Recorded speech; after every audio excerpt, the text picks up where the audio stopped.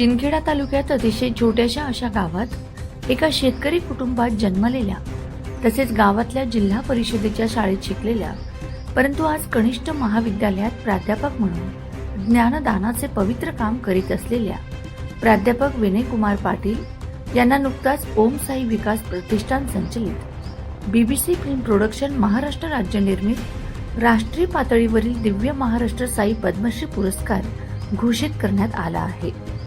हा पुरस्कार घोषित झाल्याचे पत्र बीबीसी फिल्म प्रोडक्शन महाराष्ट्र राज्याचे अध्यक्ष सुदाम संसारी यांनी प्राध्यापक पाटील यांना पाठविलेल्या पत्रात म्हटले आहे।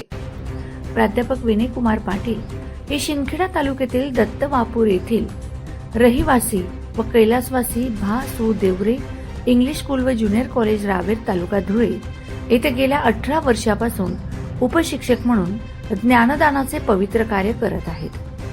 विद्यार्थ्यांच्या मनात भविष्यातील स्वप्न रुजवताना त्यांना एक सुजाण नागरिक बनवण्याचे काम ते निष्ठेने करीत आहेत। दैनिक लोकमत सारख्या महाराष्ट्रातील अग्रगण्य दैनिकाच्या माध्यमातून गेल्या 23 वर्षापासून ते समाजातील व जनतेच्या विविध प्रश्नांना वाचा फोडण्याचे काम करीत आहेत। लोकशाहीच्या चौथ्या खांबाचा उपयोग केवळ बातम्या देण्यासाठी नाही तर समाजात विधायक बदल घडवून आणण्यासाठी आहे असे ते मानतात। पाटील यांची पर्यावरण आणि सामाजिक बांधिलकी ही एक नाविन्यपूर्ण ओळख आहे।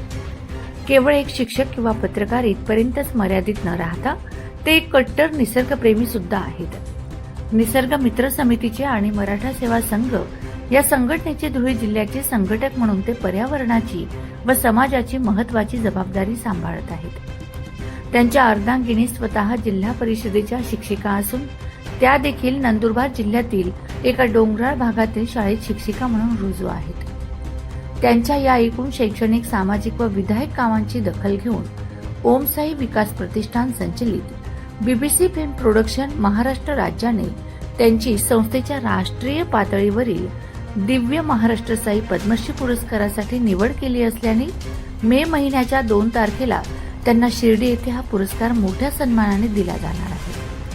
प्राध्यापक विनयकुमार पाटील यांचे यासाठी सर्व स्तरातील मान्यवरांकडून अभिनंदन केले जात आहे। नवसत्य न्यूजच्या वतीने प्राध्यापक विनयकुमारजींचे खूप खूप अभिनंदन।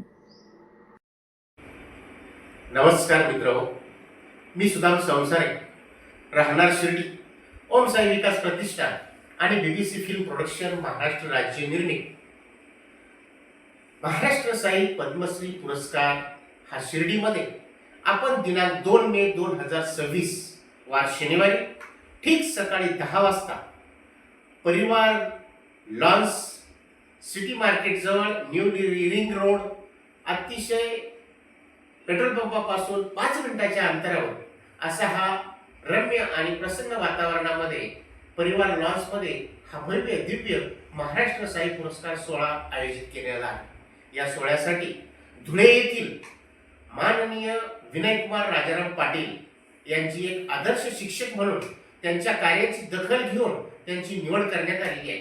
मित्रहो, आपणासही जर असं वाटत